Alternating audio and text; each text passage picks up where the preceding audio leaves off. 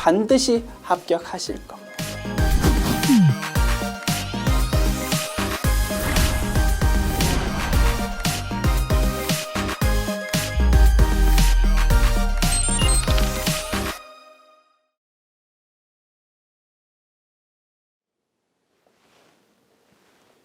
안녕하세요. 전산회계 1급 특별회차 기출문제 실기편 보겠습니다. 회사 이름은 주식회사 보라패션입니다. 출발합시다. 문제 1번 기초정보관리 문제입니다. 1번 문항 다음의 무형자산 계정을 추가로 등록하십시오. 계정과목 및 적요 등록 메뉴에 제시된 계정 과목을 등록하면 되겠습니다. 메뉴 엽니다. 계정 과목 및 적요 등록 메뉴. 자, 코드 번호가 229번이랍니다. 커서를 코드 안에 위치시키고 229 이렇게 타이핑 치면 커서가 딱 229번 자리로 이동된다. 그지요? 여기서 등록합니다. 임차 권리금 그리고 성격란에 커서 위치시키면 두 가지 항목이 검색되는데 그 중에서 일반이라는 거 1번을 선택해 줍니다.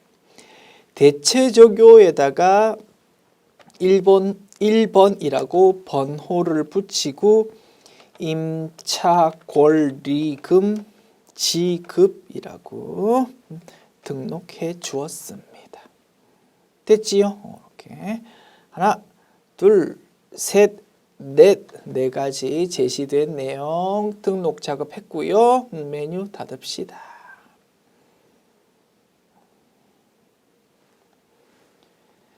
이번 문항 거래처별 초기 2월 자료를 검토해서 작업하는 겁니다. 거래처별 초기 2월 메뉴 열어서 먼저 단기 차입금에 대한 내용입니다. 단기 차입금에 커서 위치시키고요. 오른쪽 내용 작업합니다. 화면 이동시킬게요. 요렇게. 그 다음에 요렇게. 됐습니까? 단기 차입금에 대해서 미래은행 1억 원 그리고 한라은행이 2억 원입니다. 검색창 띄워서 F2 버튼 한라은행 불러오고 2억 원 입력하고 엔터키 치면 차액 0원으로 싹 바뀐 것 확인할 수 있습니다. 그 다음 장기 차입금 확인할게요. 왼쪽 화면에서 장기 차입금 선택하고 이제 오른쪽 내용 작업합니다. 자. 됐죠? 자, 여기서 미래은행 이번에는 2억 원입니다. 경제은행은 3억 원입니다. 300000000 됐죠? 엔터 이렇게 치면 차액이 0원으로 싹 바뀐 것 확인할 수 있습니다. 작업 완료. 메뉴 닫습니다. 화면 다시 정상적인 상태로 딱 이동시키고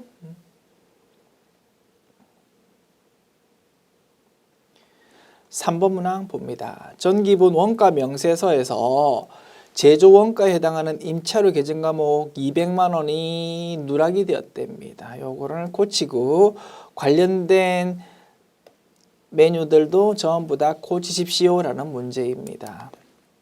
자, 전기분 재무상태표에 적혀있는 재고자산, 원재료, 제공품, 제품은 고칠 거 없다. 그죠? 넘어가면 되고 원가 명세서 메뉴 엽니다.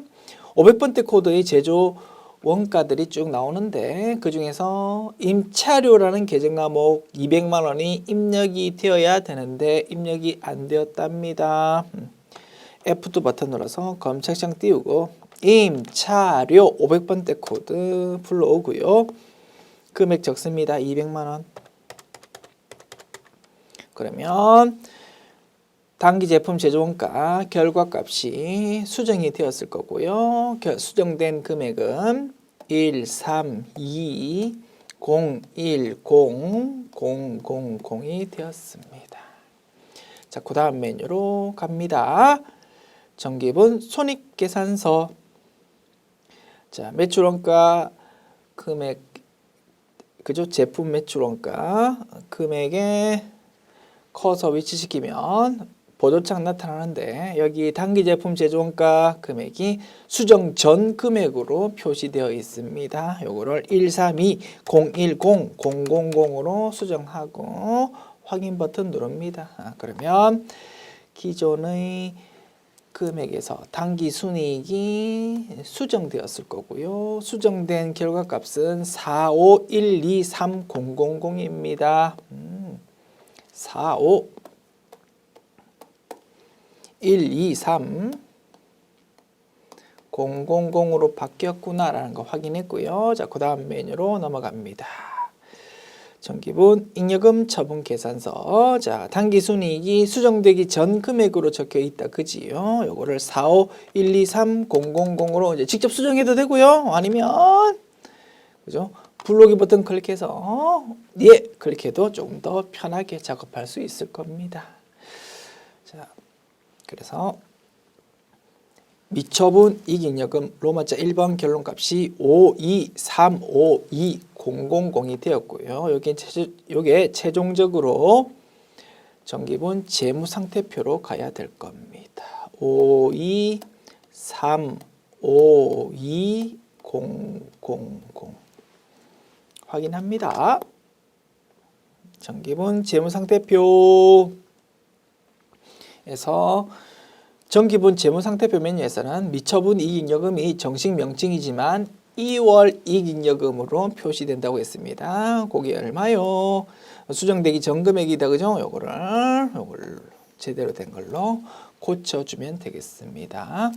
요 제대로 된 금액으로 고치고 나면 현재는 뭔가 불완전한 상태이기 때문에 대차 차익이 빨강색으로 표시된다. 그죠? 요게 0원으로 싹 바뀌게 되겠지요. 자, 입력합니다. 52352,000 엔터 됐습니다. 대차 차익이 0원으로 싹 바뀐 것 확인할 수 있습니다. 오케이. 관련돼 있는 메뉴들 쭉 순차적으로 수정해 보았고요. 메뉴 닫습니다.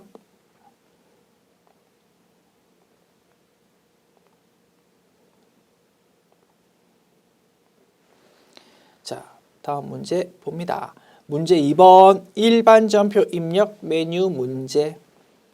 1번 문항 9월 30일 영업부서 직원 김성실에게 지급한 9월분 급여는 다음과 같다. 공제 후 차감 지급액은 당사 보통예금 계좌에서 이체해 주었답니다. 9월달 월급 주는 거다. 그죠? 자, 급여 그죠? 320만 원입니다.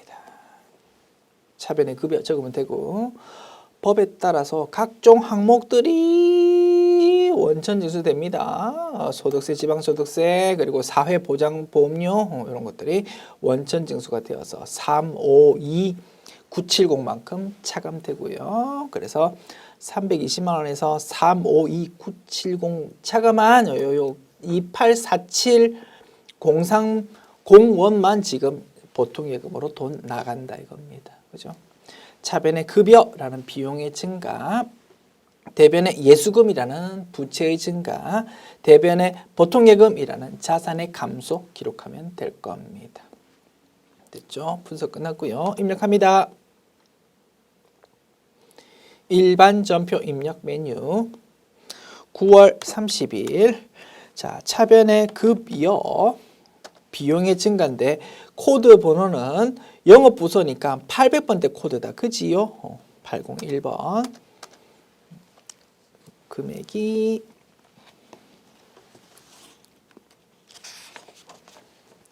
320만 원 그리고 대변에 예수금이라는 부채의 증가 352970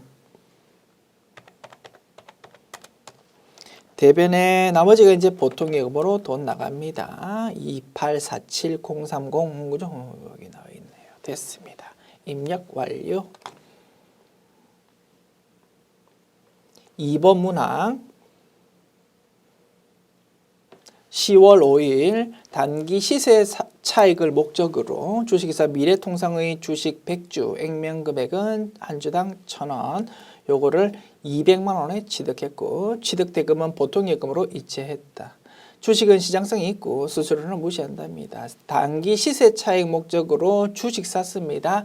단기 매매 증권이다. 그지요? 차변의 단기 매매 증권, 대변의 보통예금 기록하면 될 거고 단기 매매 증권 취득에서 제일 중요한 포인트는 단기 매매 증권 취득할 때는 수수료가 생기더라도 취득 부대 비용을 보는 게 아니고 별도 900번대 코드 비용으로 처리한다라는 것이 워낙 예외적인 회계 처리다 보니까 중요했다 이겁니다. 그런데 이 문제에서는 수수료는 발생 안 한답니다. 엄청 쉽다 그죠? 그냥 차변에 단기 매매증권, 대변에 보통예금으로만 처리하면 됩니다. 금액은 얼마요? 200만 원. 다만 주식에 대해서 액면금액이 제시되어 있습니다. 액면금액, 주식에 적혀있는 액면금액이랑 실제 주가랑 전혀 다르다 그죠? 그래서 여기 문제에서의 액면금액은 우리를 혼란시키기 위한 정보일 뿐입니다. 삼성전자 주식 한 주가 엄청 비싸지만 액면에는 아주 작은 금액이 적혀있다 이겁니다. 우리 주식 취득했다고 취득할 때 돈 준 거 얼마 줬냐? 200만 원 줬다 이겁니다. 200만 원을 취득 원가로 기록해야 되겠지요. 자. 입력합니다. 10월 5일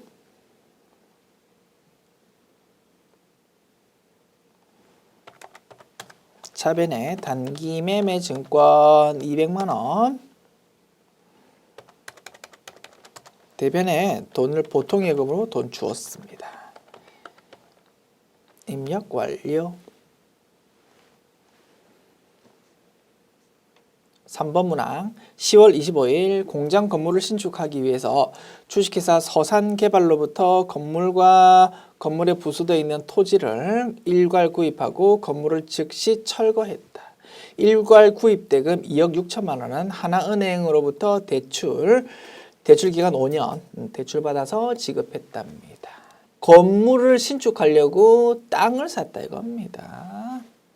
그런데 토지와 건물이라는 부동산은 토지 따로 건물 따로가 아니고 토지와 건물이 한꺼번에 일괄되어서 거래되는 특성이 있었습니다. 우리는 땅이 필요한데 그 땅에 허름한 건물이 있었다 이거지요. 우리는 그 땅과 허름한 건물을 샀지만 그 허름한 건물은 사용 안 합니다. 사오자마자 바로 철거해 버린다 이겁니다. 그때 우리가 준 돈 2억 6천만 원에는 2억 6천만 원에는 분명히 땅값도 있고 건물값도 있지만 우리는 회계 처리할 때는 그냥 차변을 토지로만 회계 처리한다고 했습니다.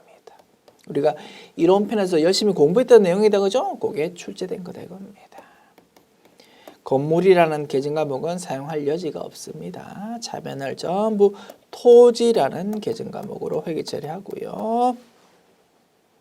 대변요. 돈 주면 되는데 지금 당장 돈이 없었습니다. 은행에서 대출받아서 대금 지급했답니다. 은행에서 돈 빌려가지고 돈 받자마자 바로 상대방한테 쏴주었답니다. 그러면 차변으로 은행에서 돈 빌려가지고 뭐 보통예금 들어왔는지 현금 들어왔는지 신경 쓸 필요 없다 그죠? 들어오자마자 바로 나가버렸으니까 대변 회계 처리 차입금이라는 부채만 기록하면 되고 차입금 기록하면서 들어왔던 현금 또는 보통예금은 전혀 신경 쓸 필요 없습니다. 들어오자마자 바로 나가버렸으니까. 그래서 회계처리 깔끔하게 차변 토지, 대변 차입금 이렇게만 기록하면 되겠네요. 됐습니까? 그리고 차입금이 단기인지 장기인지는 자 대출기간 5년이니까 장기라고 판단할 수 있겠습니다. 되지요? 자, 그리고 뭐 차입금에 대해서는 거래처 관리합니다. 무슨 은행? 하나은행. 거래처 관리합시다. 분석 끝났고요. 입력합니다. 10월 25일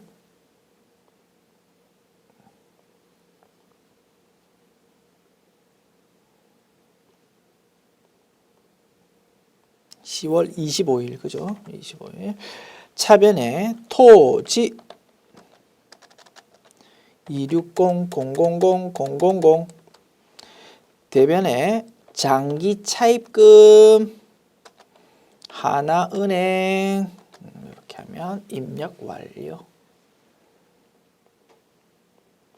4번 문항 11월 20일 주식회사 대한의 외상매입금 3천만 원을 지급하기 위해서 2천만 원은 보통예금에서 이체하고 1천만 원은 매출처인 대웅전자로부터 받은 받으럼을 배서 양도했다. 원재료 외상으로 구입했습니다. 차변의 원재료 대변의 외상매입금 대변에 기록되어 있던 외상매입금을 이제 차변에 적어서 없앤다 이겁니다. 부채의 감소. 대변에 이제 돈 주면 됩니다. 보통 예금으로 2천만 원 주고요. 나머지 1천만 원은 돈이 부족했나 봐. 우리가 제품 매출하고 상대방으로부터 받으러움을 받았답니다. 차변에 받으러움이라는 자산의 증가로 기록했었지요. 그 받으러움을 돈 대신 배서 양도했답니다. 그러면 대변에 받으러움이라는 자산의 감소가 기록될 거다. 그지요? 이렇게 분석할 수 있습니다. 차변의 외상매입금 부채의 감소, 대변의 보통예금 자산의 감소, 대변의 받으러움 자산의 감소. 다만 거래처 주의합시다. 대변에 적히는 외상매입금은 거래처가 주식회사 대한 그지요? 대변에 적히는 받으러움은 거래처가 어디요? 대웅전자가 되겠네요. 그죠? 자, 분석했고요. 입력합니다. 11월 22일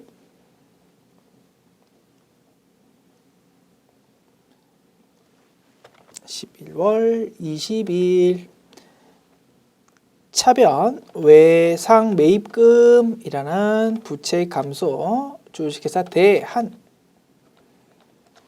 3천만 원 대변에 보통예금 2천만 원 그리고 받으러움 1천만 원이고 거래처가 대웅전자였습니다. 입력 완료.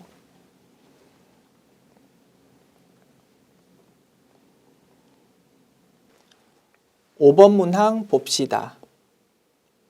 12월 13일 부산으로 출장 갔던 영업부 사원 김철수 거래처를 입력할 것으로부터 내용 불명의 돈 576만 원이 회사 보통예금 계좌에 입금되었다.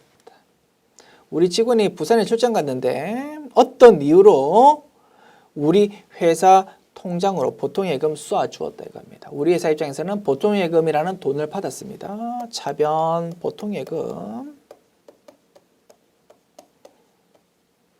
적고요. 돈 576만 원. 대변은 어떻게 처리합니까? 일단 보통예금 돈 받았는데 어떤 이유인지는 모르겠다 이겁니다. 일단 임시계정 과목인 가수금으로 기록해야 되겠지요. 그리고 출장 돌아오면 이거 왜 보통예금 싸준 거니? 뭐 하면 뭐 어떤 A 거래처에서 외상매출금 대금으로 준 겁니다. 뭐 그런 식으로 설명할 겁니다. 그때 이제 제대로 된 계정 과목으로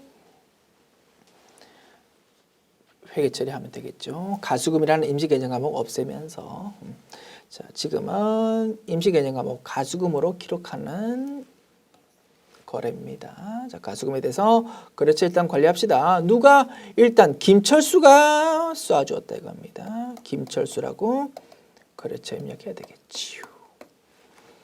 그리고 금액 적으면 될 겁니다. 됐죠? 그래서 가수금이라는 임시계정 과목의 용도에 대해서 너 알고 있니를 물어보는 겁니다. 됐죠? 그리고 참고로 임시계정 과목 중에서 현금 과부족이라는 게 있다 그죠? 현금 과부족도 원인은 모르겠는데 실제 금고 있는 현금이랑 장부 있는 현금이랑 뭔가 다를 때 임시계정 과목으로 현금 과부족이라고 기록한다 이겁니다. 현금 과부족과 가수금 거의 유사합니다. 차이가 있다면 이겁니다. 현금은 돈에 꼬리표가 달려있는 게 아니니까 실제 금고에 있는 거랑 장부상 현금이랑 다르다면 거래처 같은 거 관리할 수가 없습니다. 원인 자체를 아예 그냥 모른다 이겁니다. 그와 달리 보통예금은 금융실명제입니다. 우리 회사 통장으로 보통예금 통장에 누가 돈을 쏘았다고요? 상대방이 누구인지 일단 실명이 기재된다 이겁니다.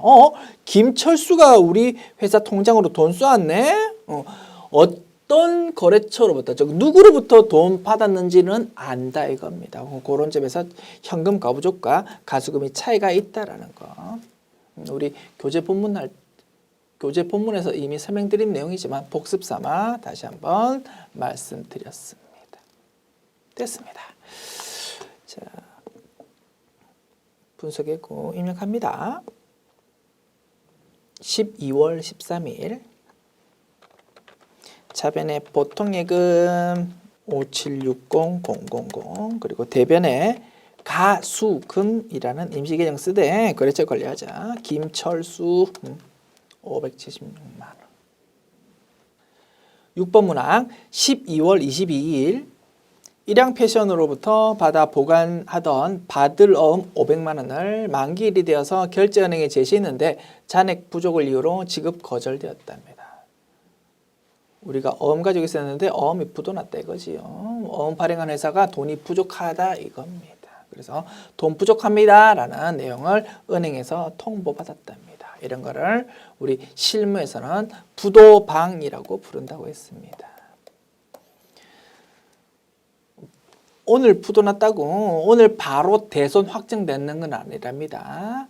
어음의 경우에는 어음수표법이라는 별도의 법에서 굉장히 의무를 엄격하게 규정하고 있습니다. 야, 네가 수표 또는 어음을 발행했는데 돈이 없다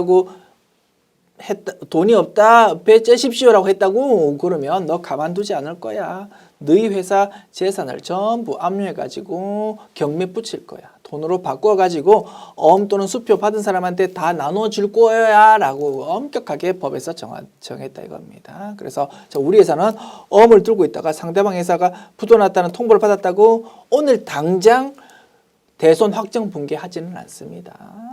대손 확정은 나중에 진짜 돈 못 받는 거 막 저쪽 회사 경매 붙여도 뭐 돈 제대로 우리가 못 받는다라는 거 확인되었을 때 나중에 대손 확정 붕괴하는 거고, 오늘은 일단 부도났다는 통보만 받았거든요. 그냥 임시 계정 과목, 회사 내부적으로서는 부도 어음과 수표라는 계정 과목으로 그냥 일단 이름만 바꾼다 이겁니다. 그래서 받을 어음이라는 자산을 대변에 적어서 감소시키고 차변에 또 다른 이름의 자산을 증가시킵니다. 이름을 하고 부도어음과 수표. 부도어음과 수표는 정식 계정 과목 아닙니다. 그냥 우리 회사 내부적으로 이렇게 쓰는 계정 과목이 되겁니다. 일반적인 받을 어음하고 좀 구분이 돼야 된다 그죠? 이 어음은 지금 상대방 회사가 부도났다고 통보받은 거야. 회사 내부적으로 좀 별개로 관리하기 위해서 쓰는 계정 과목이다. 됐죠? 그래서 부도어음과 수표라는 계정 과목, 최종 재무제표에 들어가는 정식 계정 과목은 아니지만 우리 시험에서 이렇게 가끔 출제가 되고 있습니다. 자, 12월 22일 대변의 받을 어음 거래처는 뭡니까? 일양 패션 금액이 500만 원. 요거를 이제 이름 바꾸는 겁니다. 차변에 무슨 이름으로? 부도어음과 수표라는 이름으로. 그렇죠? 일양 패션. 됐지요? 자, 일반 점표 입력 메뉴 문제 풀었고요. 메뉴 닫고 문제 3번 메인 매출 점표 입력 메뉴 문제로 넘어갑니다. 1번 문항 1월 17일 영업부서는 매출 거래처에 접대하기 위해서 주식회사 이마트로부터 코로나19 방역에 좋은 마스크와 손 세정제 세트를 구입하고 전자세금 계산서, 공급가액, 부가가치세 요거를 발급받았다. 대금은 보통예금에서 지급했다. 우리가 물건 구입하고 부가가치세 적혀있는 세금계산서 받았는데요. 여기 적혀있는 부가가치세 매입소 공제 되면은 51 과세, 매입소 공제 안 되면 54 불공 선택합니다. 매입소 공제 됩니까 안 됩니까? 안 됩니다. 왜? 접대 관련 지출이니까. 따라서 유형 54 불공이고 회계 처리 차변의 접대비, 대변의 보통예금 이렇게 회계 처리하면 될 겁니다. 그리고 차변 접대비 회계 처리할 때 코드 번호는 영업부서 매출거래처라고 했으니까 800번대 코드 입력하면 되겠네요. 분석 끝났고요. 입력합니다. 자, 메인 매출점표 입력 메뉴 열어서 7월 17일 유형 54 불공 공급가액은 230만 원. 그리고 거래처는 주식회사 이마트, 전자예부 이어 불분제 사유는 뭡니까? 접대 관련 지출 4번. 분계 차변의 접대비 800번대 코드 대변의 돈을 보통예금으로 지급했습니다. 이렇게 하면 상단 하단 입력 완료. 54 불공이다 보니 차변에 부가세 대급금 나올 여지가 없다 그지요. 공급가액과 부가가치세 합한 2530000 자체가 차변 계정 과목 금액으로 회계 처리됩니다. 2번 문항 8월 14일 주식회사 리아에 제품을 판매하고 다음의 신용카드 매출연표를 발급했답니다. 제품 팔고 과세 대상 물건을 팔고 부가가치세 적혀있는 신용카드 매출연표를 발급해 주었다 이겁니다. 뭡니까? 유형 매출이면서 카과 17 유형입니다.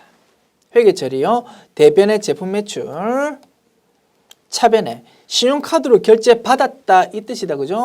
신용카드로 결제 받는 바람에 신용카드 매출연표가 톡 튀어나왔고 그 신용카드 매출연표를 상대방한테 주었다 이겁니다.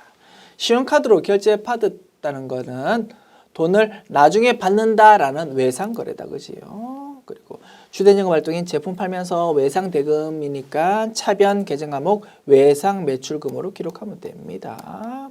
신용카드 거래의 경우 계정 과목은 우리가 알고 있는 논리로 그대로 판단하면 되고 거래처만 조금 주의하자고 있습니다. 신용카드로 결제받으면 외상거래다. 외상매출금 계정 과목 처리하면 되는데 거래처를 뭘로? 우리 물건 구입한 상대방을 거래처로 적는 게 아니고 우리는 신용카드사로부터 돈 미리 받는 거니까 신용카드사를 외상매출금 거래처로 적는다 이겁니다. 무슨 카드요? 하나카드라고 적혀 있습니다. 하나카드를 거래처로 적는 것. 그죠? 자, 우리 물건 구입한 사람은 누구라고요? 자, 주식회사 리아라고요. 주식회사 리아한테 신용카드 매출연표 발급해 줬거든요. 그런데 돈은 우리가 주식회사 리아한테 받는 거 아닙니다. 우리는 신용카드사로부터 미리 돈 받고요. 주식회사 리아는 나중에 신용카드사로 돈 줄 겁니다. 그죠? 그렇기 때문에 우리는 외상 매출금 계정 과목 기록하되 거래처를 그죠? 주식회사 리아한테 돈 받는 게 아니니까 하나카드라는 카드사를 적어주는 거다. 됐습니다. 그래서 57카과와 동일한 논리로 상단 하단 채워 나가면 되고 다만 회계 처리할 때 서로 포지션은 정반대다 이겁니다. 57카과라면 우리가 외상으로 구입한 거니까 대변에 미지급금 또는 외상 매입금 계정 과목이 오지만 17카과는 우리가 외상으로 물건 판 거니까 차변이 외상 매출금 또는 미수금이 오게 될 겁니다. 이 문제의 경우 제품 판 거니까 외상 매출금 계정 과목. 자, 분석하고 입력합니다.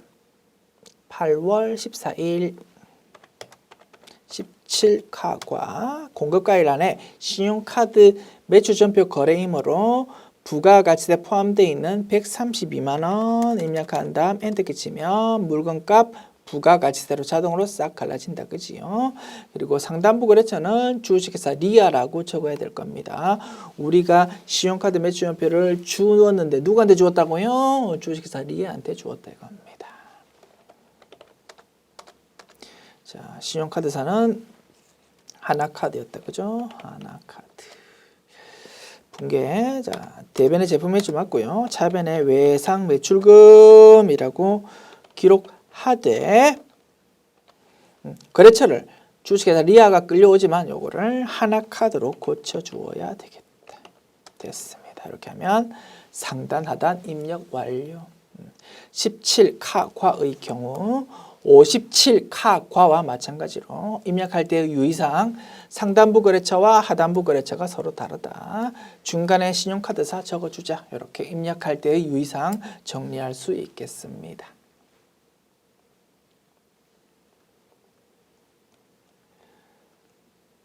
(3번) 문항 8월 17일 수출업체인 주식회사 화일건영에 구매 확인서에 의하여 제품 300개를 한 개당 10만 원에 납품하고 영세율 전자세금 계산서를 발급했다. 유형 12 되겠다. 그죠?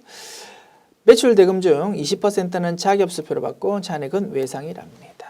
회계처리 대변의 제품 매출, 차변의 자기업수표는 언제든지 돈으로 바꿀 수 있는 통화대용 증권이므로 현금 계정 과목 처리한다. 그죠? 차변의 현금, 차변의 외상매출금 그렇게 처리하면 되겠네요.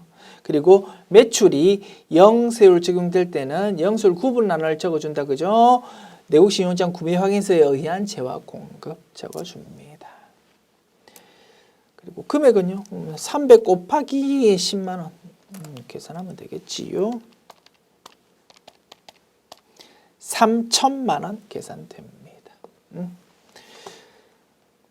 자, 8월 17일 12영세 3천만 원 그리고 거래처가요. 주식회사 화일건영. 자, 전자예부 영세율 전자세금 계산서라고 되어 있다. 그죠? 전자예부요.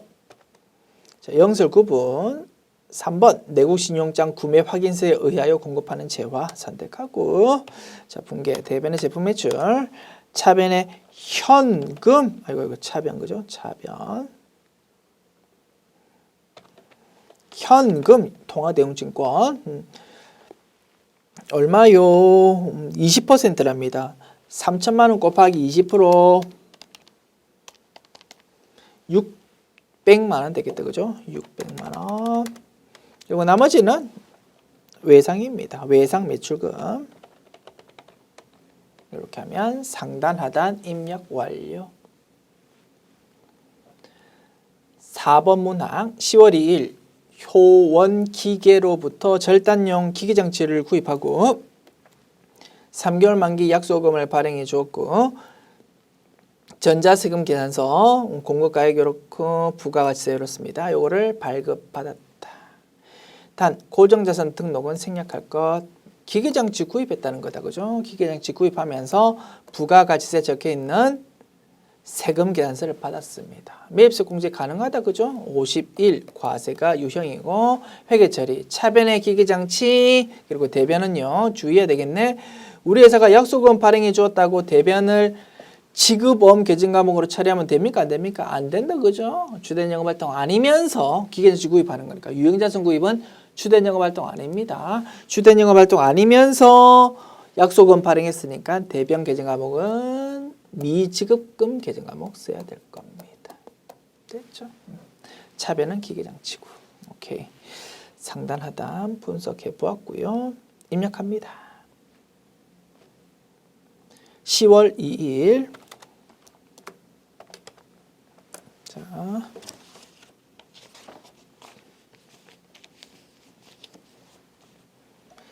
유형 51 과세였고 공급가액은 7,200만 원 부가가치세 720만 원 그리고 거래처는 효원기계 자, 전자외부 여 분계 차변의 기계장치다. 그죠? 그리고 대변에 주의하자. 약속금 발행했지만 미지급금으로 회계 처리해야 될 겁니다. 이렇게 하면 상단 하단 입력 완료.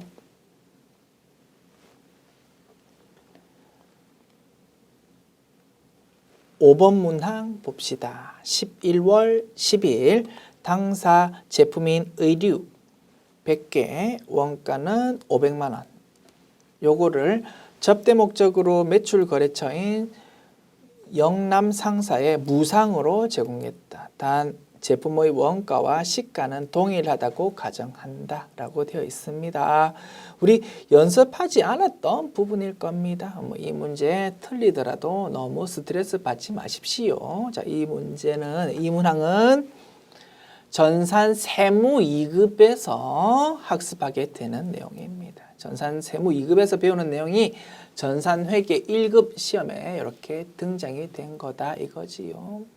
자, 회계학 범위가 워낙 방대하다 보니까 내가 시험 칠 때 내가 미처 준비하지 못했던 내용이 등장할 수도 있습니다. 당황하지 말고 어떻게 하자고요? 자신감 가지고 내가 알고 있는 지식 범위 내에서 빨리 답을 입력하고 넘어가는 게 중요하다 이겁니다. 이 문항 좀 틀린다고 감점 된다고 해서 당락에 지장 없습니다. 합격하거든요. 자신감 있게 이런 미처 대비하지 못했던 변수예요. 쓸데없이 시간 허비하지 말고 빨리 마무리하고 넘어가는 게 중요하다. 그 말씀 다시 한번 드립니다.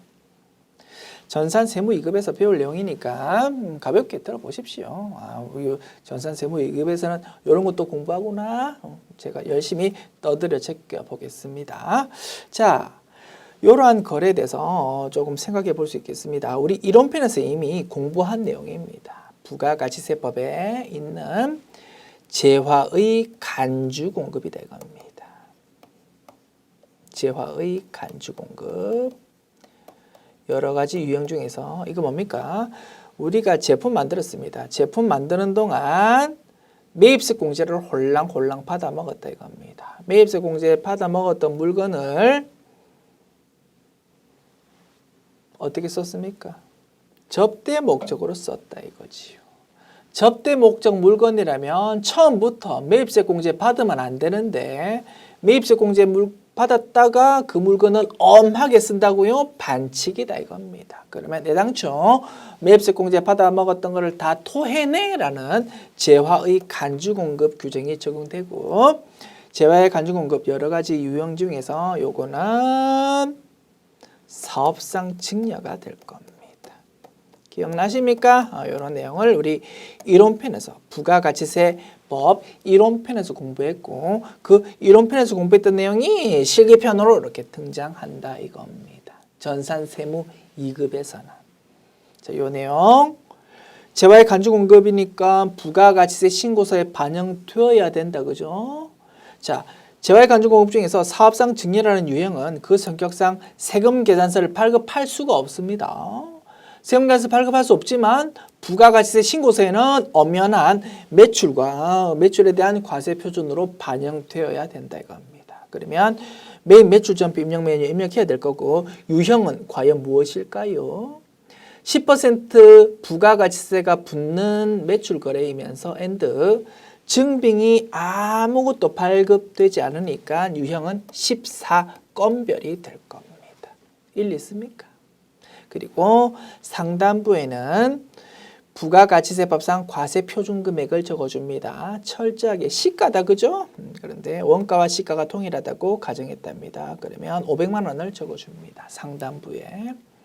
그리고 500만 원의 10%인 50만 원이라는 부가가치세 예수금이 톡 튀어나옵니다. 됐습니까? 그래서 상단부에 유형 14건별 적어주고 500만 원과 50만 원을 부가가치세와 공급가액과 부가가치세란에다가 적어주는 겁니다. 하단부 회계처리요. 자, 대변에 제품 적습니다. 우리 회사의 재고자산, 제품을 썼다 이겁니다. 제품이라는 자산이 감소합니다. 500만 원. 원가 금액으로 장부에 기록되어 있다 그죠? 그 500만 원을 대변에 적어서 자산의 감소 적어주고 과세 표준이 시가인데 시가랑 원가랑 동일하다라고 단순화 시켜줬으니까 500만 원의 10%만큼이 50만 원이 부가세 예수금이 됐다 이겁니다.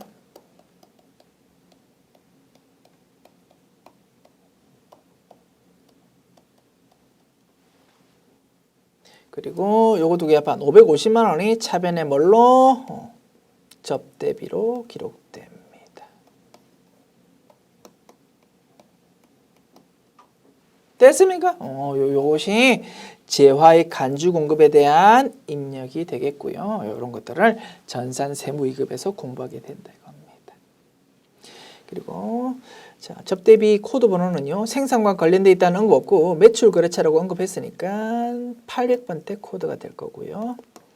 자, 대변의 제품 기록할 때 주의해야 될 게 있네요. 재고 자산인 제품이 매출 원가가 아닌 이유로 감소하니까 적요 8번을 꼭 적어 주어야 이 내용을 반영해서 프로그램이 나중에 매출 원가를 정확하게 계산할 수 있을 겁니다. 됐습니까? 그래서 아주 여러 가지 고려할 내용들이 많았다 그죠? 이것이 재화의 간주 공급에 대한 입력이었습니다. 가볍게 구경해 보았고요. 자, 입력합니다. 자, 11월 12일 유형 14건별이라고요. 공급가액란에 500만 원과 50만 원 입력하고 싶은데 14건별의 경우도 신용카드 매출전표 거래, 현금 영수증 거래와 마찬가지로 공급가액란에 부가가치세 포함되어 있는 금액을 입력한 다음 엔터키 치면 공급가액과 부가가치세가 자동으로 싹 갈라지는 기능이 있었다 그죠? 그 기능 활용하면 조금 더 작업이 편할 겁니다. 자, 550만 원을 입력한 다음 엔터키 칩니다. 500만 원과 50만 원으로 싹 갈라졌네요. 그리고 영남 상사. 자, 분계. 자, 대변에 뭐다고요? 제품이라는 자산의 감수라고요. 그리고 적요 8번을 그죠? 적요란에 커서 위치시키면 F2를 입력해 보십시오라고 안내가 나타난다 그죠? 여러 가지 등록되어 있는 적요가 나타납니다. 이 중에서 8번 그죠?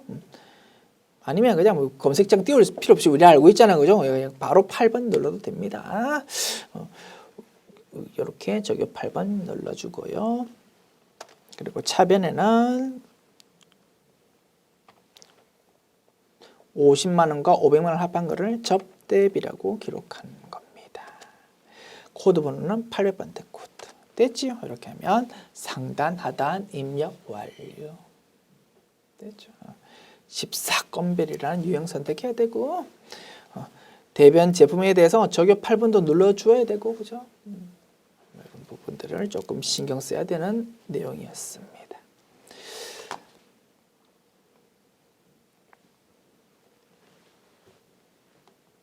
6번 문항 12월 2일 매출거래처 나인 상사에 제품을 판매하고 아래와 같이 전자세금계산서를 발급했다. 상세 내용을 설명하지 않고 그냥 증빙으로 바로 제시하는 문제다 이겁니다. 최근 기출 문제를 보면 이런 스타일의 문제가 매우 자주 출현되고 있다 그죠? 상세 내용은 하단 증빙을 보면서 회계처리 분석하는 겁니다. 자, 유형 파악할까요? 제품 판매하면서 부가가치세 적혀있는 세금계산서 발급했으니까 11 과세가 유형이고요. 회계처리 대변의 제품 매출 적으면 되고 차변이 문제다 그죠? 돈을 어떻게 받았는지는 맨 하단부에 적혀있다 이겁니다. 공급가액 1,500만 원과 부가가치세 150만 원 합해서 1,650만 원 돈 받아야 되는데 전부 외상이다 이거지요. 아, 차변을 외상 매출금으로 회계 처리하면 되겠구나라는 거 분석할 수 있습니다. 됐죠? 그리고 품목 수량 단가란에 무언가 기재되어 있으면 입력해 주기로 했다 그죠? 오케이. 그리고 우리 회사는 주식회사 보라패션인데 누구한테 팔았다고요? 나인 상사에 팔았다 이겁니다. 거래처는 나인 상사로 기록한다. 됐습니다.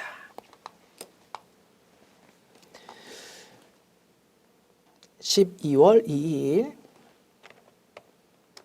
유형 11. 자, 품목란에 의류, 수량란에 3. 그죠?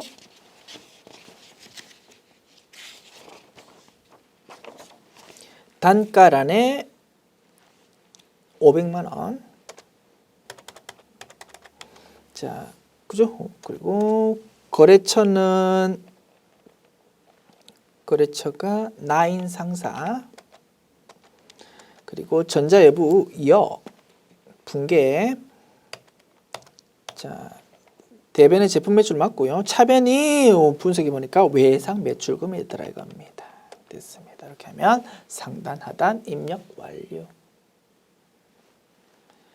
자, 매입 매출 전표 입력 메뉴 문제까지 풀었고요. 메뉴 일단 닫읍시다. 자, 오류 수정 문제로 넘어갑니다. 문제 4번.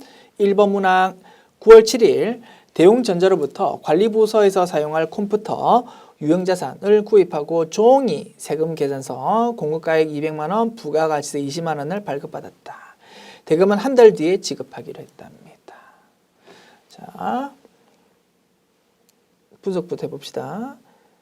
세금 계산서 받았는데 부가가치세 적혀있는 매출 공제 받을 수 있다 그죠? 51 과세가 유형이고 회계 처리는요 차변 컴퓨터 썼습니다. 유형 활동에 사용할 컴퓨터 유형자산이 돼갑니다. 비품 그리고 뭐 부가세 당연히 기록해야 되겠죠. 부가세 대급금 대변은요 한 달 뒤에 지급한답니다. 미지급금 그렇게 상단 하단 분석했고 주의할 점 세금 계산서 전자 여부란에 종이니까 전자부라고 정확하게 입력해야 될 겁니다. 됐습니까? 이것이 정확한 상단 하단 내용인데 무언가 지금 엉터리로 입력되어 있다 이겁니다. 어떻게 입력되어 있는지 볼까요? 9월 7일 매입 매출 전표 입력 메뉴 열어보면 되겠네요. 자, 9월 7일 자, 유형 과세면서 매입 51로 적혀 있습니다. 아, 유형란은 맞네. 자, 공급가액 200만 원, 20만 원. 오, 금액이 틀렸다. 그죠? 동그라미 한 개씩 빠져 있습니다. 자, 동그라미 한 개씩이 금액이 빠져 있습니다. 제대로 고칩시다. 요거를 200만 원, 20만 원으로. 그죠? 그다음에 거래처는 대웅전자 맞습니다. 자, 전자 여부 보십시오. 전자가 부라고 되어 있는데 부라고 입력되어야 되는데 여라고 입력되어 있습니다. 요거를 고쳐야 되겠다 이겁니다. 됐죠? 금액 고쳐야 되고 전자란 고쳐야 되고 하단부 회계 처리 봅시다. 막 낙서랑 지금 겹쳐졌다. 그죠? 차변이 비품 계정 과목으로 처리되어야 되는데 소모품비라는 800번대 코드의 비용으로 처리되어 있습니다. 요 계정 과목도 고쳐야 되겠습니다. 됐습니까? 이렇게 고쳐야 될 곳 세 군데 확인했고요. 이제 작업 들어갑니다. 자, 먼저 공급가액을 200만 원, 20만 원으로 수정했고, 자, 전자란 이거 그죠? 여가 아닙니다. 부다 그죠? 0번으로 고칩니다. 그다음 차변 계정 과목이 소모품비 아니다 그죠? 비품으로 수정되어야 됩니다. 비품 이렇게 하면 이제 낙서 좀 지울게요. 자, 우리가 고치려고 하는 상태가 딱 되었습니다. 됐지요? 수정 완료. 2번 문항 9월 15일 보통예금 입금액 요거를 주식사 웅이의 외상매출금 회수로 처리했는데 이는 대한은행 정기예금 만기가 되어서 보통예금에 정산하여 입금한 것으로 확인되었답니다. 정기예금의 정산 내역은 원금 이렇고 이자가 이렇고 이자에 대해서 원전징수세, 선납세금이 이렇게 있었답니다. 자, 그러면 일반전표 입력 메뉴 열어보면 되겠네요. 9월 15일 자, 일반전표 입력 메뉴 9월 15일 자, 차변의 보통예금, 대변의 외상매출금으로 이렇게 회계 처리되었는데 아니다 이겁니다. 자, 하나씩 내용 보면서 분석합니다. 차변 보통예금으로 돈 들어왔습니다. 보통예금 돈 들어온 이유가 외상매출금 회수로 들어온 게 아닙니다. 우리가 정기예금 넣어놓은 게 있는데 그거 만기가 되어서 원금도 받고 이자도 받은 거다 이겁니다. 자, 정기예금 원금 받았으니까 정기예금이라는 자산은 없어진다 그죠? 원금 부분 1,000만 원. 그리고 이자가 붙는답니다. 이자 수익, 수익의 증가 30만 원. 그래서 1,030만 원 돈 들어올 것 같았는데 법에 따라서 이자에 대해서 원전 징수가 되었다 이겁니다. 이 부분 슬퍼할 필요 없다 그죠? 나중에 내야 될 세금을 미리 낸 겁니다. 선납세금이라는 자산으로 기록한다. 그래서 1,030만 원에서 46200 빠진 금액만큼이 보통예금 돈 들어온다 이겁니다. 1,030만 원에서 46200 빼면 10253 800 이렇게 돈 들어올 겁니다. 분석 끝났지요? 이렇게 고칩시다. 자, 그죠? 많이 틀렸다 그죠? 그래서 이 상태에서 고쳐도 되고 아니면 아래쪽에 깔끔하게 새롭게 정확한 내용 입력한 다음에 기존에 있는 전표를 지워버려도 되고 뭐 편한 대로 작업하시면 되겠습니다. 자, 저는 그냥 아래쪽에 깔끔하게 새로 입력하고 기존에 있던 내용 지워버리는 방식으로 작업할게요. 자, 차변에 대변부터 기록할까요? 대변에 정기예금 1,000만 원. 대한은행이라는 은행명이 적혀 있는데 정기예금 계정 과목은 어차피 우리 돈이다 그죠? 그래서 굳이 거래처 입력할 필요 없는 계정 과목이다 이겁니다. 그래서 거래처 입력하든 안 하든 채점 대상 아닙니다. 우리 시험 칠 때 순간적으로 이 계정 과목에 대해서 거래처 입력해야 될지 안 해야 될지 헷갈리면 어떻게 하자고요? 그냥 입력해 버리면 절대 불이익 없다고도 팁을 드렸습니다.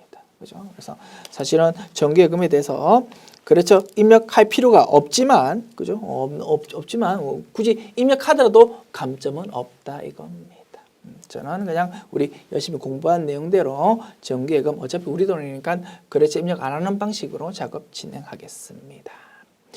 대변의 정기예금 1,000만 원, 대변의 이자 수익 30만 원. 그리고 차변에 선납세금 46200 그리고 차변에 보통예금 그죠? 이렇게 2025380 이렇게 제대로 입력했습니다. 제대로 입력했고 기존 전표는 체크해서 삭제해 버리겠습니다. 됐습니다.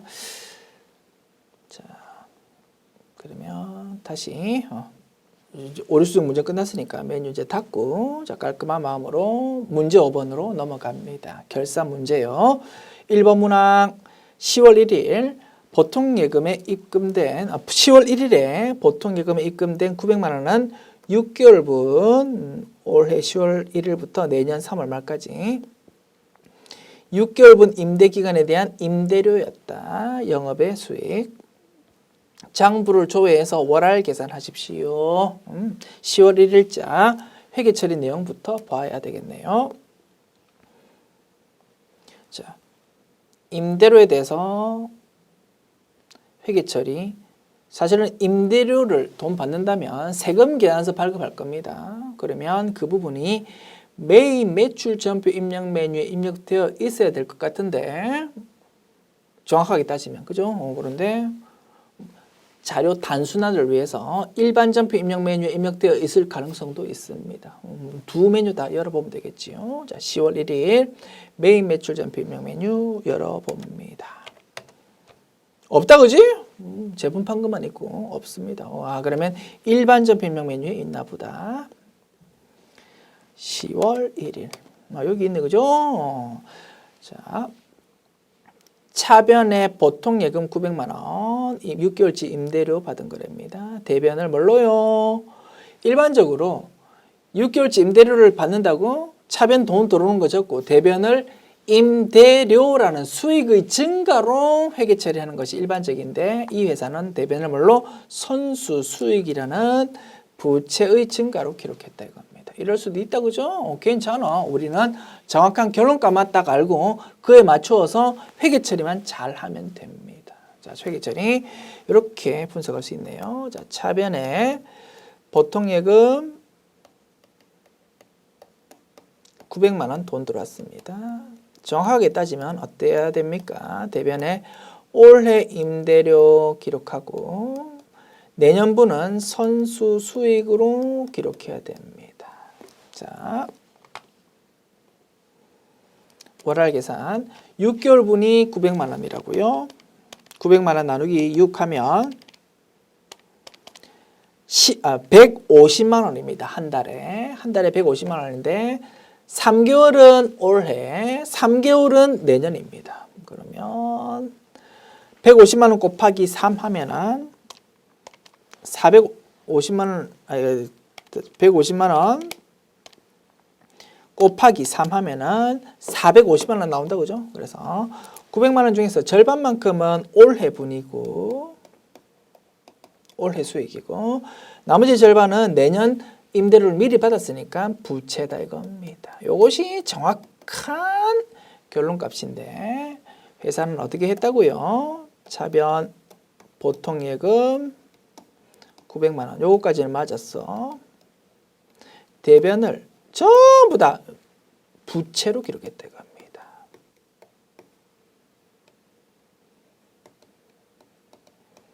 부채가 너무 크다 그지요? 그러면 12월 3, 요게 10월 1일 날 분계고, 자 12월 31일 분계는 그러면 어떻게 하면 됩니까? 선수 수익이 너무 크니까 그지? 차변에 적어서 선수 수익을 좀 감소시킵니다. 부채의 감소. 그리고 대변은 올해 수익을 인식해야 되는데 인식 안 했으니까 그죠? 임대료라는 수익의 증가를 기록합니다. 요게 이 회사의 경우 기말 수정 분계가 될 거다 이겁니다. 그죠? 그래서 우리는 항상 정확한 결론값을 머리에 딱 쥐고 있으면 기중에 어떻게 회계 처리가 되었든 정확한 결론값으로 달려가도록만 딱 하면 기말 수정 분계가 딱 분석된다 이겁니다. 됐죠? 그래서 일반적으로 임대료 받을 때 대변을 임대료라고 기준 분계하는 경우가 많지만 조금 변형을 했거든요. 변형했다더라도 우리는 전혀 문제 없이 분석할 수 있는 겁니다. 됐죠? 조금 변형한 문제고 굉장히 신선한 문제다, 그죠? 좋은 문제 같고 또 유사하게 출제될 수 있을 것 같습니다. 별표 쳐서 잘 연습해 둡시다. 됐습니까? 자, 그러면 이제 분석 끝났으니까 낙서는 다 지우고 아래쪽 결론값만 딱 남겨두고, 그지? 컨닝 슬쩍슬쩍 하면서 입력하면 되겠네요. 자, 입력합니다. 됐습니다. 이 정도 상태에서 12월 31일 차변에 선수수익이라는 부채의 감소 450만 원, 그리고 대변에 임대료라는 수익의 증가 450만 원 기록하면 입력 완료. 2번 문항 기말 외상 매입금 계정 중에는 미국 스마트사 거래처를 입력할 것의 외상 매입금 500만 원 미화로 5,000달러가 포함되어 있다. 결산일 현재 적용 확률은 1달러당 1,100원이랍니다.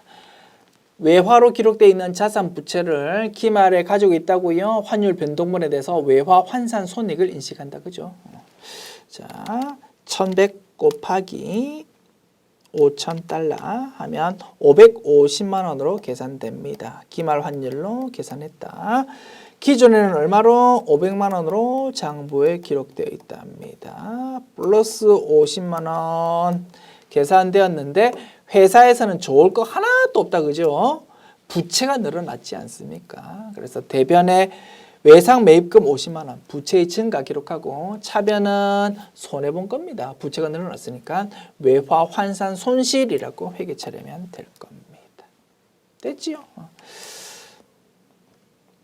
12월 31일. 자, 대변부터 합시다. 대변 외상 매입금이라는 부채의 증가. 거래처는 어디입니까?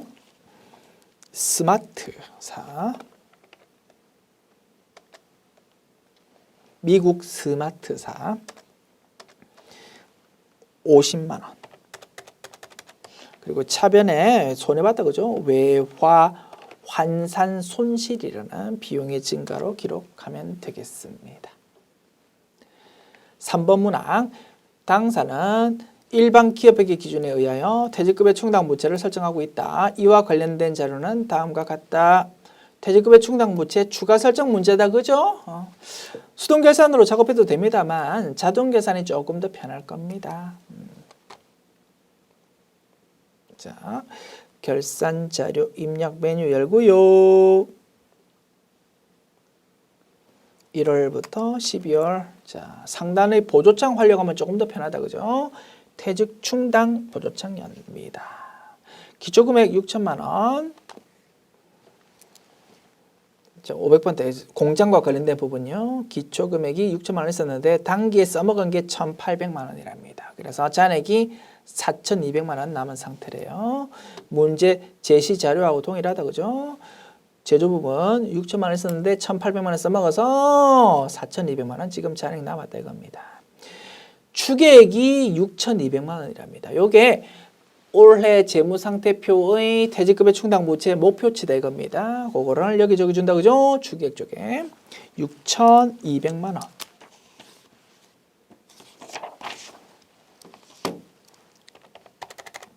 그러면 4,200만 원에서 6,200만 원으로 달려가기 위해서는 2천만 원만큼 추가 설정되어야 됩니다. 라는 내용이 자동으로 딱 계산 표시됩니다.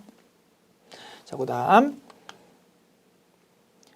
800번대 코드 확인합니다. 자, 관리팀과 관련해서 기초금액 5,700만 원 있었는데 감소가 1,700만 원 되었습니다. 그러면 잔액이 4천만 원이 있다 이겁니다. 그런데 올해 말의 목표치는 얼마라고요? 5,900만 원이라고. 5,900만 원 여기 적어줍니다. 590000000 그러면 1,900만 원만큼 그죠? 현재 잔액이 4천만 원인데 목표치가 5,900만 원이니까 1,900만 원만큼 추가 설정되어야 됩니다. 라는 내용이 자동으로 표시됩니다. 이제 계산 결과값 확인한 다음에 결산 반영 버튼 클릭하면 2천만 원과 1,900만 원이 필요한 위치로 딱딱 꼽힌다. 그죠? 2천만 원은 그죠? 2천만 원 이 부분은 제조 부분이니까 매출 원가로 결국 반영되어야 될 부분이고 1,900만 원은 관리팀이니까 판매비와 관리비 쪽으로 반영되어야 될 부분이다 이겁니다. 이렇게 내용 확인했고 전표 추가 클릭하면 되겠습니다. 됐죠? 이렇게 결산 문제 풀었고요. 메뉴 닫습니다.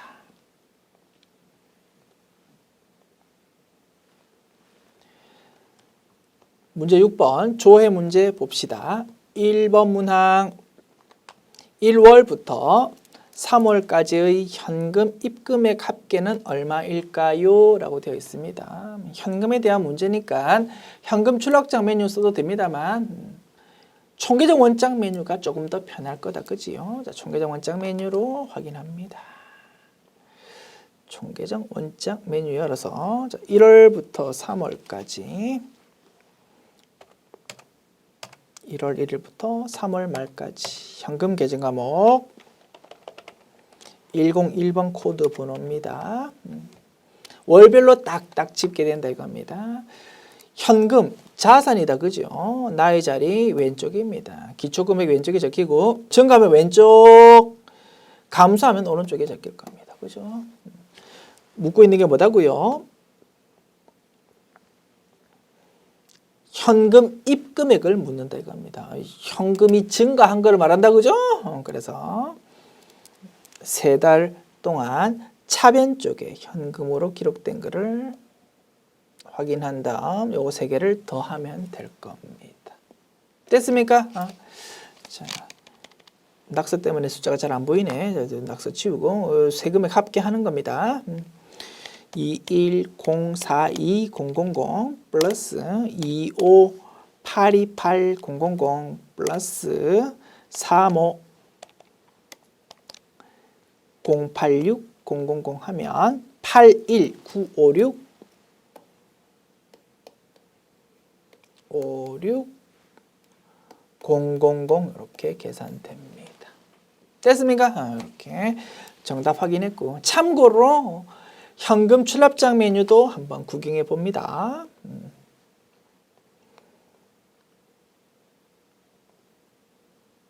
1월부터 3월 쭉 하면 되겠다, 그죠? 일별로 쭉 나온다고, 그죠? 들어온 거, 나간 거, 들어온 거, 나간 거, 그죠? 그래서 입금에서 월계, 1월달 월계가 얼마입니까? 요거, 그죠? 2104200이다, 그죠? 입금 합계. 그죠? 21 월계, 잠깐, 자, 그죠? 월계. 그죠? 2104200 요거를, 그죠? 여기 쭉 일별로 보여주면서 이제 월계 쪽에서 이제 다시 확인시켜 준다 이겁니다. 2104200 플러스, 그 다음에 2월달 월계가 여기 있습니다. 2582800, 그죠? 여기서 바로 이렇게 볼 수 있는데, 현금 출납장에서는 요거 월계 쪽에서 보여준다. 2582800 플러스 3월달 월계, 그죠?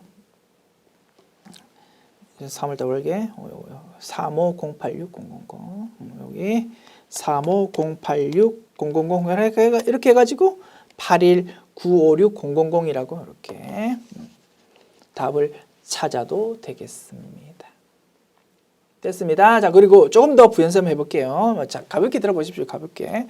자, 1월부터 3월까지 3달 동안 현금 계정 과목이 증가된 거다라고 분석할 수도 있겠다, 그죠? 그러면 1계표, 1계표도 찾을 수 있지 않을까라고 생각될 수 있습니다. 확인해 봅니다.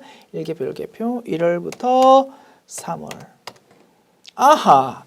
1계표, 1계표 메뉴는 현금 계정 과목이 조회되지 않구나라고 확인할 수 있습니다. 뭐부터 출발합니까? 당좌예금부터 출발한다, 그죠? 보통예금 이렇게 출발하고 현금은 나타나지 않는다라고 확인할 수 있습니다.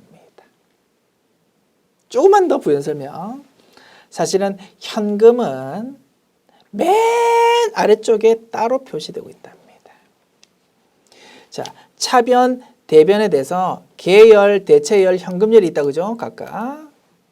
현금열이 따로 있다 보니까 현금열의 맨 아래쪽 합계가 현금이 얼마나 들어오고 나갔는지가 표시되는 거랍니다. 다만 주의할 점. 자, 현금이 지금 들어온 거를 묻고 있다, 그죠? 들어오는 거. 그런데 현금이 들어오는 거면 왼쪽에 왠지 있어야 될 것 같은데 오른쪽에 이렇게 표시된다 이겁니다. 그 이유는 뭡니까? 1계표, 1계표 메뉴는 현금을 제외한 그 외의 계정 과목에 대해서 일정 기간 동안의 증가 감소를 보여주는 메뉴다 이겁니다. 현금이 들어왔다는 말은 무슨 뜻입니까? 수익이 증가했다 이런 뜻이다 이겁니다. 그래서 대변 쪽에 증가가 기록되는 수익, 그죠? 오른쪽에 기록되는 내용, 그러니까 수익이라고 생각하면 제일 좋겠다, 그죠? 수익이 매출, 그죠? 대변의 매출, 차변의 현금, 요거를 떠올리면 되겠다, 그죠? 대변의 매출이라는 수익이 증가하면서 그 수익의 증가 중에서 현금 거래, 그걸로 떠올리면 되겠습니다. 그래서 대변 쪽에 현금열의 합계로 표시가 됩니다. 엄청 헷갈린다, 그죠? 현금이 증가하면 차변으로 현금 계정 과목 회계 처리되는데 정작 1계표, 1계표 메뉴에서는 뭐 대변 쪽에 뭐 현금열에 막 보이니까 머리가 막 터진다 이겁니다. 굳이 뭐 이런 메뉴는 쓰지 않을 거고 참고로 그냥 보여드렸습니다. 소심하다, 그죠? 제가 여러분께 괜히 말씀드리면 더 헷갈릴 것 같아서 설명을 드릴까 안 드릴까 고민하다가 그냥 큰 마음 먹고 설명드렸습니다. 헷갈리시는 분은 이런 내용 모르셔도 됩니다. 됐죠? 현금에 대해서 증가 감소를 묻는다고 우리가 연습한 대로 총계정 원장 메뉴로 이렇게 열심히 풀면 된다 이겁니다. 됐고요. 자, 입력합니다. 8일. 아이고, 모두 메뉴 다 닫으라고 그러네. 자, 모두 메뉴 다 닫고 1번 문항 정답 입력합시다. 8일 956000 됐습니다.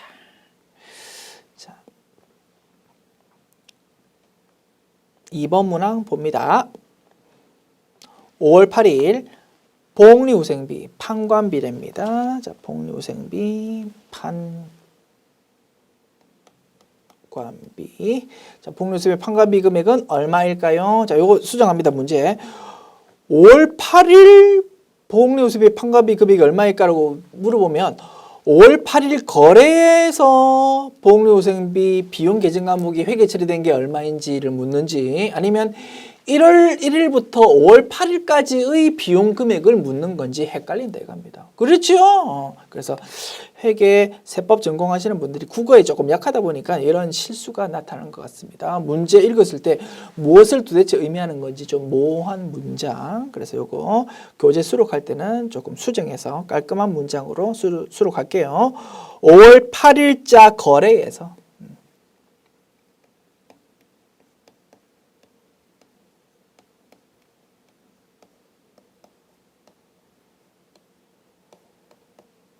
1월 1일부터 5월 8일까지 비용 아닙니다. 5월 8일 회계 처리된 거 중에서 복리후생비, 판관비에 해당하는 복리후생비 계정 과목이 회계 처리된 게 얼마인지를 묻고 있다 이겁니다. 됐죠? 자, 문장 깔끔하게 정확한 문구로 수정했고요. 이제 답 찾습니다. 그러면 5월 8일자 일반 전표 입력 메뉴 또는 매일 매출 전표 입력 메뉴를 열어보면 된다 이겁니다. 작업합니다. 일반 전표 입력 메뉴 5월 8일. 자, 판관비에 해당하는 복리후생비가 여기 적혀 있다 그죠? 출금 거래네요. 186000입니다. 출금 거래. 대변의 현금, 차변의 800번대 코드의 복리후생비 그죠? 186000 한 건 있고요. 그 다음에 메인 매출 전표 입력 메뉴에 혹시 있는지 찾아봅시다. 5월 8일 메인 매출 전표 입력 메뉴에는 거래가 아예 입력 안 되어 있다 그죠? 우리 조금 전에 분석했던 186000이 정답이구나 라고 확인할 수 있습니다. 여기에 방법 1. 방법 2는 이렇습니다. 드릴다운 기능이 있으니까 해당 날짜의 전표를 굳이 이렇게 처음부터 전표 입력 메뉴로 보지 않아도 된다 이겁니다. 결과치를 보면서 더블 클릭해서 상세 거래 내역을 볼 수도 있습니다. 자, 5월 8일 현재, 그러니까 1월 1일부터 5월 8일까지 쌓인 복리후생비라는 비용을 볼 수 있는 메뉴 합계장 시산표 있습니다. 그죠? 5월 며칠? 8일 이렇게 입력합니다. 자, 비용이다 그지요? 판관비에 해당하는 비용 중에서 복리후생비 그죠? 차변 쪽에 잔액이 표시되는데 여기 표시되는 잔액은 뭘 의미합니까? 1월 1일부터 5월 8일까지의 비용을 말한다 이겁니다. 지금 그거 묻는 게 아니라고 했다 그죠? 5월 8일 날짜의 거래에서 회계 처리된 거를 묻는 됩니다. 그러면 더블 클릭해 가지고 상세 내역에서 답을 찾아야 되겠지요. 더블 클릭합니다. 상세 내역이 쭉 나온다 그죠? 복리후생비 계정 과목과 관련된 그 중에서 5월 8일 날짜가 요 맨 아래쪽에 있다 이겁니다. 됐습니까? 이걸 더블 클릭하면 조금 전에 봤던 그 전표를 다시 볼 수 있습니다. 됐지요? 이게 방법 2. 그래서 방법 1은 사실은 참고로 보여드린 거고 실제 시험을 친다고요? 방법 2로 작업하는 게 훨씬 신속 정확하겠지요. 자, 정답은 186000이 되겠습니다.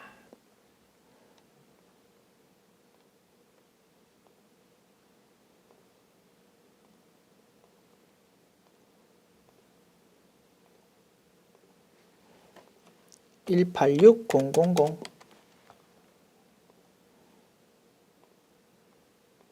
마지막 3번 문항요. 4월분부터 6월분 영세율 과세 표준은 얼마일까요? 부가가치세 신고서 보면 제일 빠르겠다 그죠? 부가가치세 신고서 메뉴 열어서 기간 4월부터 6월